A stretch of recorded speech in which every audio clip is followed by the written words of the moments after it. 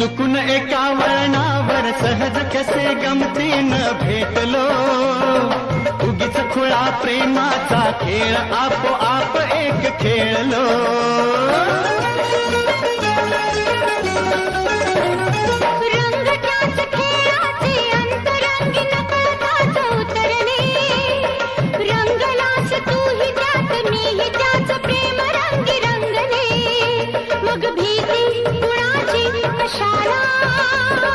भीती कुणाची कशाला, भीती कुणाची कशाला, अगं भीती कुणाची कशाला.